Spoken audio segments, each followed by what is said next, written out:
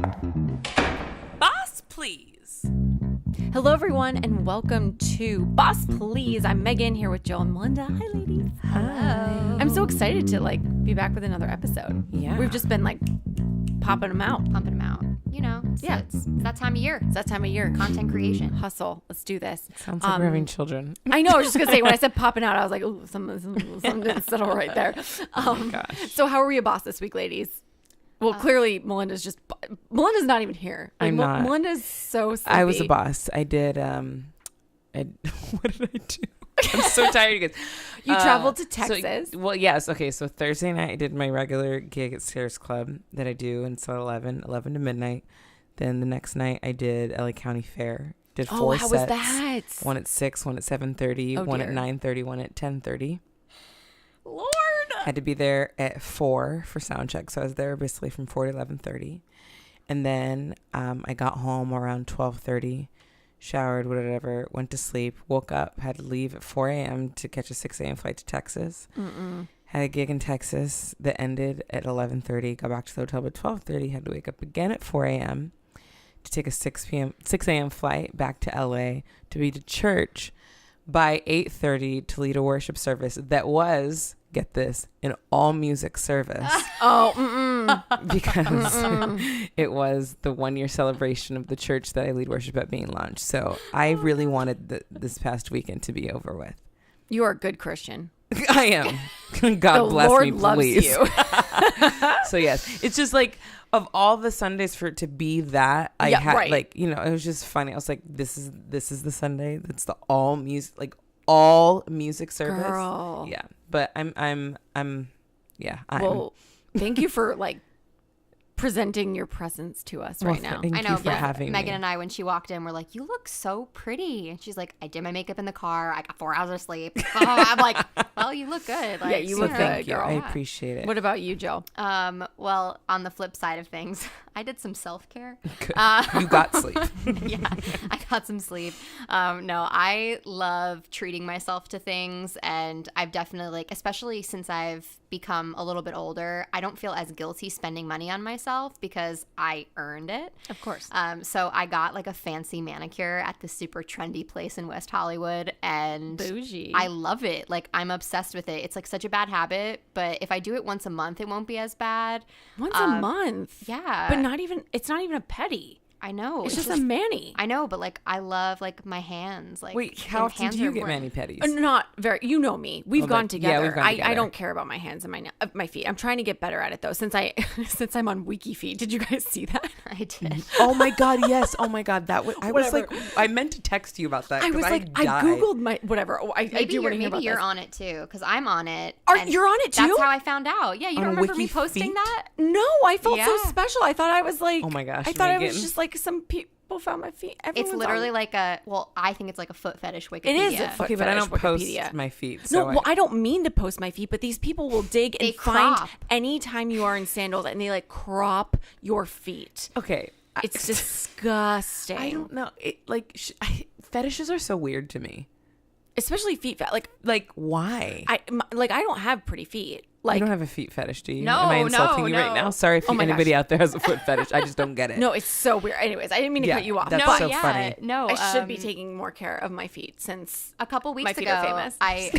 A couple weeks ago, I found myself after Googling, because I do that sometimes, that I was on that website. And then a lot of my other friends that are social media influencers, whatever, saw what happened to me. So they started to Google themselves. And then it started a chain of oh my God, all of these people are posting pictures of our feet on this website. We need to compare our sites. I think it's hilarious. It's pretty hilarious. That's also amazing. a little bit violating. I don't know. So violating. I told my parents about it. My dad Googled it. He was like, "There's so much wrong with this." I'm like, "I know, Dad, but I've made it. I've made it." No, but I do. I love your nails. They look really good. But I just feel like it's a lot to invest without the pedi as well. I would want the mani-pedi.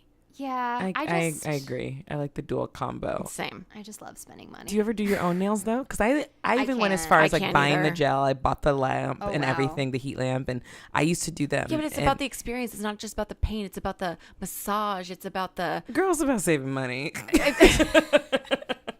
True that though. Megan, how are you a boss this week? So I was a boss because you guys are gonna roll your eyes at me, but I'm like dating 4 people.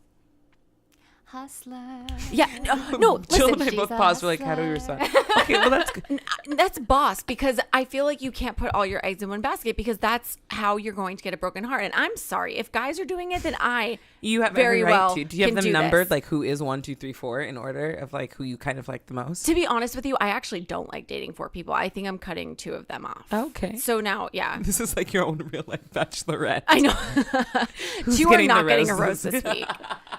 Yeah, the last date was like the final straw. They were great. They were great, but it's just like, there's certain things I want. And Yeah, when of you're not course. asking questions about me, then bye. Yeah. Like, I get it. So whatever. That's how I was a boss. I love Awesome. Yep. So we have an amazing guest. She is a stylist. Yes. So I kind of thought for our real talk this week, we would talk about some fashion disasters that we've been through. When I was home recently, I looked back at some old photos of myself. And like, I just have to say, I don't even know how I made the mistakes that I made when I did. I totally understand that. But I'll be honest, sometimes I'll, in your Facebook memories, photos will come up and guys, it will only be like a year ago. And a year ago when I thought I was trendy, I'll look back now and be like, Megan. Oh my gosh. Like what, for example? Oh my gosh, what did I just see the other day? I think the very first day at Clever when I was there, I wore like this blue colored button up it was navy with dark navy jeans. And I know that doesn't sound That's bad, on but video, isn't it? Yes. I feel like I remember that. I'm like, outfit. why did I But it's wear not that? that bad. No, but like for my very first day at Clever, where it's supposed to be like a hip place, I look like a walking American Eagle ad. Oh my God. Like, no, like I love American Eagle, but I No, looked I very totally not get you. me. Yeah. And I'm like, why did I choose this outfit? Yeah. My hair was way too blonde also, because that was before I started doing low lights. So it was like Playboy bunny blonde at the top. I was a little heavier, which is fine. I fluctuate. But it was a mess. It was a mess. You're human. It was a mess. Yeah. Mine really are more from me blaming my mom looking back. Like, because like she would dress me and my sister in the same effing dress and take pictures. And I look back and I'm like, seriously, how dare you have done this to us? And they weren't even like cute outfits. They were like those ruffle dresses with like the white trim. You know what I'm talking about? Yeah. Oh, yeah. Like, and then because I was the younger one, after I outgrew one, I'd have to wear my sister's again. So it's like, you're making me use this twice. These That's are horrible terrible. outfits. So that for sure. I think I had some like Winnie the Pooh overalls, even though overalls are coming back. But I think most of my like bad fashion choices were when I was younger, but I definitely blame my mom for most of them. I can agree with that. Our parents. It's like, what are you thinking? You know what I mean? Well, like, okay, so for example, like I blame my mom because she was the one that bought this stuff for me. Yeah. But in middle school, it was really cool for like white girls from New Jersey to wear like apple bottom jeans And cornrows. Echo shirts and Girl, I like, still have a South Pole jacket. but like I that can't was get rid of but it. like that was in style, and I look back funny. and I like cringe that I'm like posing with like my butt like turned out with my apple bottom jeans. That's hysterical. And just like shirts with like Echo brand and then it got worse because after that then I was like, you know what, this isn't me, I'm totally like a surfer girl. So I went So my Hollister gosh. it is. Hollister, PacSun, Oh my like gosh. Roxy O'Neill. I was wearing like the logo sweaters, Uggs, shoes that were way too big for me, like I think we went through the same fashion crisis at the same time because I definitely went That from is- Echo and South Pole to South PacSun. Pole, what's that? It's like Echo Unlimited. It's never like heard the of same. me neither. Oh, it's literally the same, like the Okay. same kind of style. South Pole? Yes.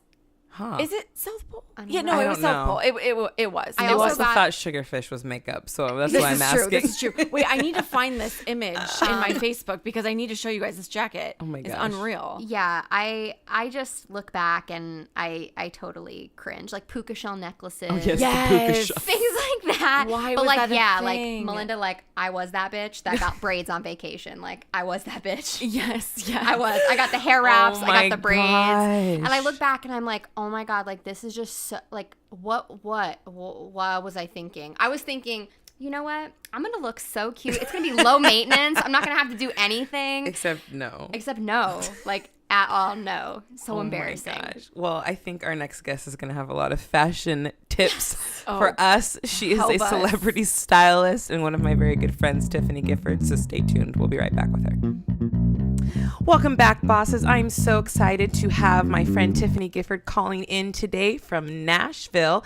Tiffany is a celebrity stylist and image consultant. She is best known for her work with musicians for red carpet events, music videos, magazine covers, tours, and appearances. After working for publications such as Vogue, Glamour, Self, Marie Claire, and 5 years as a fashion editor and stylist at Condé Nast Traveler, she decided to concentrate on celebrity styling for the music industry. Some of her celebrity clients include Miranda Lambert, Shania Twain, Sheryl Crow, among others. Welcome, Tiffany, to the show. Thank you. Thanks so much for having me. Thanks for coming on. So to start off, obviously we all want to know where your passion for fashion came from. Where my passion for fashion came from. It's funny. I actually don't feel like I grew up wanting to do fashion. I guess it was an interest, but it was never kind of my ultimate goal. And I actually got a bachelor's degree in early childhood education. I was going to be a kindergarten teacher, which now I work with celebrities, so different, same, but also, kind of same. But I was in a serious relationship when I was kind of in my last year of student teaching before graduating, and that relationship broke up, so it kind of propelled me to just get out of Texas. And at that particular time, I guess I'd always had a little bit of an interest in fashion, never thinking that it was something that I'd actually do. So I, on a whim, kind of applied to Parsons School of Design, and I got in. So I was like, I guess I'm moving to New York. That's awesome. And then, I had an interest in I really wanted to be a magazine stylist is what I wanted to do. And that's kind of how that all got started. That's a huge transition from Texas to New York. Were you originally from a small town? It was a small town when I lived there. It's now more of a suburb of Houston, so it's like west of Houston. Okay, that's awesome. What was the biggest change for you moving from Texas to New York? Oh God, there's so many changes. Yeah, I mean, it's massive. I think one of the biggest changes, which was wonderful, I mean, it was such an eye-opening experience to just be around and learn about other cultures other than the ones I grew up around. That's definitely how I felt when I moved to New York from Southern California and growing up in Santa Barbara, so I totally can relate with that. Tell us about your first big styling job, I guess, or gig that you got where you knew, like, oh, this could be my career.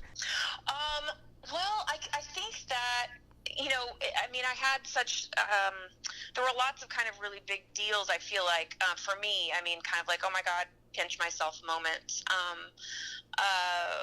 But I guess probably one of the biggest exciting things and it was also kind of quite a turning point in my career, because it made me realize that I really wanted to do celebrity and more so music. I was finishing up my degree at Parsons, and I was finishing up an internship at Glamour magazine, and the photo director at Glamour had given me some great advice, and I had sat down with her and asked her kind of, how do I get started? How do I be a stylist, and she said, take this, what's called Le Book. I don't even know if it exists anymore, but it was like a yellow pages for everybody in the photo creative industry. So everybody from photographers to hair and makeup artists, producers for photo shoots to stylists. She says, just start doing some research about, like, what stylists you would want to work for and what careers, out there you would maybe want to emulate, because there's so many different kinds of styling. There's commercial styling, there's lifestyle styling, editorial styling, which I thought is what I wanted to do, celebrity styling, etc. And one of the people that I found that I really, really enjoyed their work was a girl named Andrea Lieberman, and so I just started cold calling people that I wanted to work for, her being one of them. And I called her agency, and randomly the owner of the agency picked up the phone, and I said, I'm a huge fan of Andrea's work, and I would love any sort of opportunity to work for her, to learn from her. And she's like, oh, well, fax your resume. That tells you how long ago it was. And so I did, and I think I interviewed with her first assistant a few days later and got to work for her. And one of the very first jobs I did, I got a phone call from her first assistant to do a job with Jennifer Lopez. And I remember getting off the phone and I was like, oh my God. That's amazing. Our eyes all got real big. We're like, oh my gosh. But so yeah, that was a huge turning point in my career, I feel like. So we're obviously all about women supporting women. If you want to talk about Andrea, you can talk about Andrea, but have there been some females in your career that have been instrumental in launching and maintaining your success? Oh, for sure. I feel like I've had so many great, I kind of call them little angels in my life that have, in one way or another, either inspired me or supported me. When, the industry that I'm in is not necessarily one that's easy to do full time and be able to make a living off of, especially at the time I was trying to do it, which was probably around like 2006-ish. It was kind of when celebrity styling was, people were, it was the era of like Rachel Zoe and she was kind of really coming into her own and having a lot of success from a reality show standpoint. So people were like, oh, I could have this glamorous job and make money, have a career from it. Which of course is, they only captured the parts that weren't the, schlepping and labor and all of the reality, the actual reality of the job. But yeah, I mean, Andrea was like a huge inspiration to me. Just the height of her creativity was really inspiring to me. I think that what I found with editorial styling was really that it wasn't as creative as I thought it was going to be. And so, with working with musicians, specifically musicians, I mean, she worked with actors as well, but I just felt like there was such a larger opportunity to be creative and to take someone else's creative medium and kind of turn it into an image, kind of turning the music into something that you could see with your eyes. And that really was inspiring to me. But I had a lot of really great people along the way. There was a good friend of mine, Shay Strager, who was a PR, co-owned a jewelry PR in New York. She was a huge cheerleader for me. There was another PR person named Gail Rubin, who's a really good friend of mine, who is a big cheerleader for me. I mean, it was the friends in my life that I think were cheering me on, and I was able to go to and vent to about the issues I was having, but also women who were kind of making their way and carving out their own careers within the context of their respective industries. I guess we were kind of cheerleaders for each other. I love that. That's great. Curious, how did the connection with Miranda Lambert happen? Well, it's kind of a long story. It was, a lot of my career has been very serendipitous. I mean, there's just been so many things where I feel like it's definitely been divine intervention. But I worked for an editor at Marie Claire, as simultaneously as I was working for Andrea, and she was getting married and moving to London, and Andrea simultaneously was moving to LA. So I was kind of left like, okay, what am I going to do? Because those were really my main sources of income. Mm-hmm. And Maria, who's now my best friend and a huge part of my life, at the time I was just working for her and we were friendly. She invited me to her wedding that took place in New York, and I was just chatting with this woman sitting in front of me waiting for the procession to start, and turned out she was family friends with Maria's parents, and she had also previously been Shania Twain's old business manager. Awesome. Which I didn't learn until after, and got up the gumption to approach her at the reception, and just gave her my business card and just said, listen, here's my background, and I'd love the opportunity to show somebody what I can do, and I would do it for free. I would love to get my foot in the door, basically. And she made one phone call to a guy named Jason Owen, who is the head of creative at Universal in Nashville, and who she knew through, because Shania was at that same label at the time, and I had a meeting with him. She basically set up a meeting. He agreed to to meet with me, and so I flew myself to Nashville, met with him, but then used that meeting to meet with every other label in town. Of course. And I met with Sony, which is the label that Miranda was on, and they kind of alluded to her, and without saying her name, just kind of told me some elements they were having some trouble with at the time. And at that time, I didn't know how to get clients. I didn't know if it was through the record label. I didn't know if it was through management. I just there was no map really for that. But I was a huge fan of hers. I loved her music, and I always kind of just felt like she was such a beautiful girl, but she, it didn't always translate wardrobe-wise on the red carpet. She was having a lot of hard times in that regard, and I knew she wasn't sample size, which, having been in the fashion industry and knowing what that is and what that means and how hard that can be, I knew that was going to be a huge element of probably why she was having some hard times, because the reality is, celebrity stylist, or any stylist for that matter, when you're working with, celebrities specifically, because, you're dealing with actual real people. You're not dealing with models who, are a certain size, and that is their kind of job to be that. And generally they are genetically just like that. Yeah. You're dealing with real people with real bodies. And so I knew that was going to be an element that I was going to have to really, bring to the table if I was going to work with somebody like that. Sure. So I just kept reaching out, and using the contacts that I had gotten in that one trip to Nashville. And about March 2010, I had reached out to a girl named Tree Payne, who was the head of creative at Warner Brothers here in Nashville. And at the time, Blake Shelton was on that label, and she said, I'm really, pushing. This was pre-Voice and before everybody knew who he was. Yeah. She was like, I'm really trying to push his career, and I would love if you would want to, send clothes, which is, not necessarily the most ideal situation, is to, ship a bunch of clothes, without yourself right. to a client. But I was willing to do it, for the opportunity. And so, I told her, I said, I'd really love to work with Miranda, and I knew that they were dating at the time. And I said, do you have any thoughts on that? She said, well, she really pays attention to what Blake wears, so if you do a great job, then, maybe she'll ask or something. And of course, now knowing her and working with her, she would have cared less about that.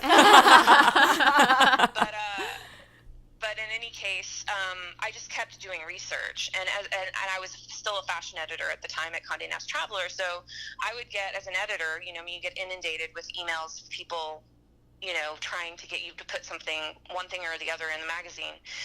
And I started looking into evening wear brands that offered things in sizes up than the sample, and there was this evening wear brand that I had never worked with before that would have probably not been appropriate for the magazine, that had emailed me, and I randomly emailed them back, hey, do you guys offer clothing in sizes other than sample? And she responds immediately, and she's like, oh yeah, actually we just dressed Miranda Lambert for the Grammys, and she just bought a dress for the ACMs, which that's exactly what I was emailing about, which was so incredibly random. I had no idea. She had just done it was one of her first times at the Grammys, and she'd gotten slammed on the red carpet for what she wore. And so, ironically, it's the same brand that I'm reaching out to just out of curiosity. That's so crazy. Yeah. And so, yeah. And so she was like, her manager just bought her a dress for ACMs. And so I start trying to find out how I can get in touch with her manager. And usually researching on the internet, you can find a person's email, but there was just some, she had just switched management companies, so it was a little bit tricky, and I wasn't able to find anything. And so I reached back out to the clothing brand, and I said, you wouldn't happen to have her manager's information, thinking they're never going to just arbitrarily give some random person this email, and they did. So I emailed the manager and said, listen, I understand you have a dress. but I'd love to offer accessories. I said, I'll fly myself to Vegas where the show takes place. Essentially, I just want to show you what I can do, more or less. And they had actually sent me a picture of the dress, and I knew it was all wrong for her body type. So I knew I was going to bring more than just accessories. But I, conveyed to the management, I know you've got a dress. It's fine. I'll bring accessories. And she said, well, draw up a budget, and, based on bringing accessories, and, we'll go from there. Drew up a budget, and they, flew me out. I mean, which is really admirable. I mean, they could have definitely said, oh yeah, sure, you're going to fly yourself out. Go ahead and do that. But I brought a whole bunch of dresses, and she ended up ditching the dress she bought and wearing 4 different dresses that I brought to her. And that was kind of the beginning of it.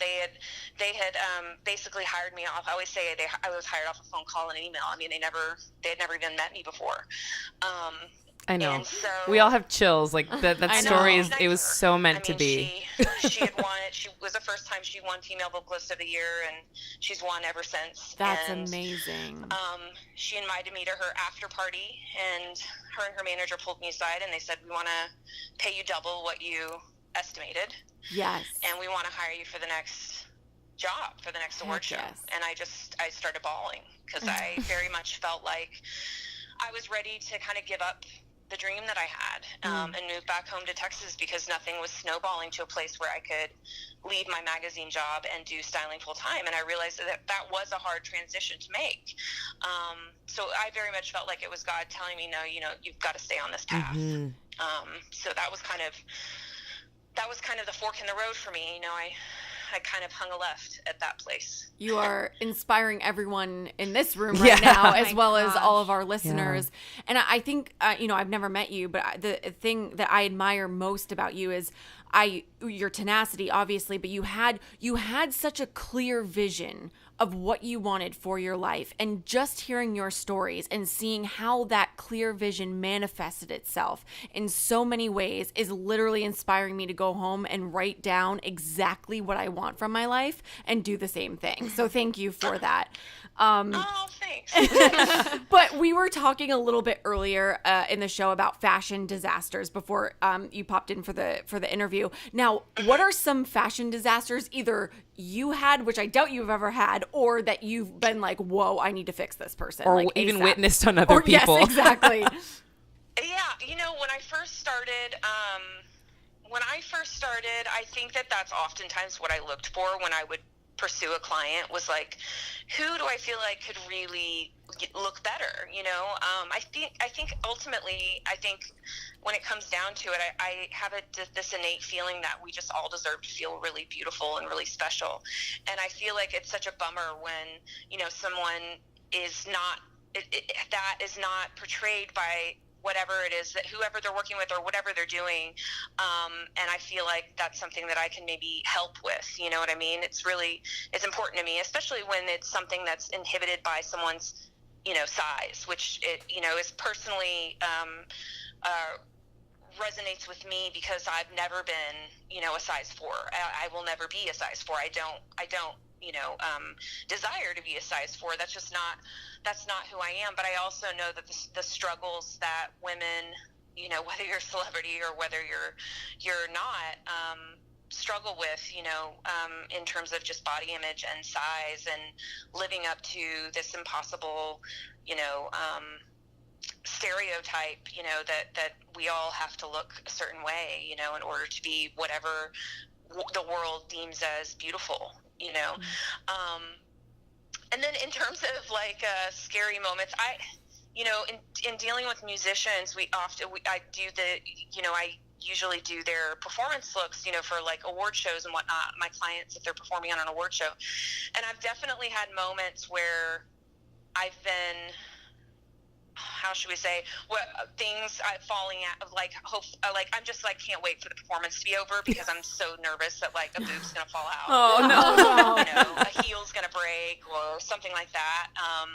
definitely I've had those moments, knock on all wood anywhere you can see that never happens. But there's definitely been moments of like, oh my gosh, please be over, please be over, please be over. Oh my gosh, I bet that's probably so stressful. Well, since you work in the music industry, and I know you know that I work in the music industry as well, and it's forever changing, I'm curious how you stay on top of like updated trends and how that translate into your fashion for your clients. Yeah, I try to get to Fashion Week as much as I possibly can. I just got back from New York. Fashion Week, I took a client there this past week. I try to, honestly, Instagram is also a really great tool for me visually. Just being in New York City, honestly, is incredibly inspiring visually for me. I do feel like, I don't know, there's a sense of... I think that there's just something about, and maybe I'm wrong about this, but I feel like there is something kind of innate with people that are creative, that you just pick up on things before most everyone else does, and whatever in your respective fields. And not to say that like I certainly don't come up with it, but I think that I think art, whether it's music, whether it's, painting, photography, is always kind of a reaction or a reflection on what's going on around us politically, in our society, whatever. And I think somehow creatives tend to be more in tune to all of that, and so therefore kind of can stay on top of all of it more than like most of the rest of society that maybe aren't necessarily creatively strong. Maybe they're more mathematical or whatever the case may be. But I kind of think that that's my answer to that. Yeah, no, I love it. It's a great answer.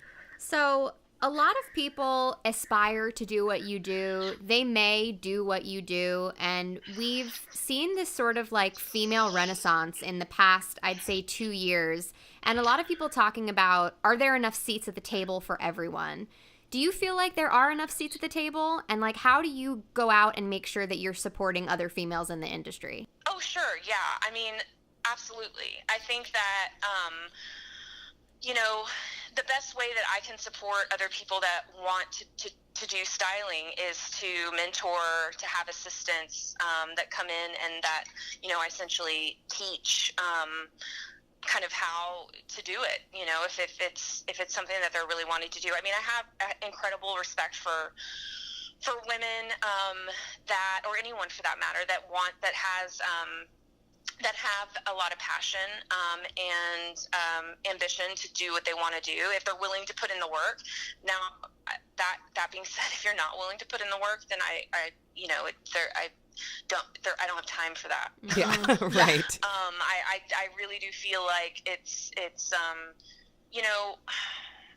I'm really grateful to be able to do something that I love every day, because I think there is truth to the adage that if you do what you love, that you'll never work a day in your life. But I do think that, a lot of hard work goes into it, and you have to be willing to put in the work. And I think there's specifically, I'm sure that there's a similar feeling about other fields, but I think specifically with regards to what I do, I think people think it's like I shop for a living, which I kind of take offense to, because it's so much more than that. I say 85% of what I do is a lot of psychology. Dealing with people and feeling out all of their insecurities and, making them feel comfortable, basically making them the best versions of themselves. I think that it's so much more goes into it, and it can be seen as somehow a very desirable job, because maybe there's not, it seems very kind of shiny and pretty, and it's not all that. So, but yeah, I definitely feel like there's it's plenty of seats at the table for people that are willing to put the work in. Yeah. I love that. Well, thank you so much for sharing your story with us. I feel revived. Yes, I'm so inspired. It's incredible. For people that want to keep up with your work, where can they find you? Well, you can find me at Tiffany Gifford Style on Instagram, and my website is tiffanygifford.com. And yeah, that's where you can kind of find me at. Awesome. Perfect. Thank you so much. We Thank loved you. talking with you, Tiff. Thank you, guys. Of course. Bye. Thank you so much. Bye. And we will see you next week. Follow us on Twitter, Instagram, and Facebook at Boss Please Pod. And don't forget to rate, comment, and subscribe on iTunes. Navigate the path to your best self with us, because bossing together is always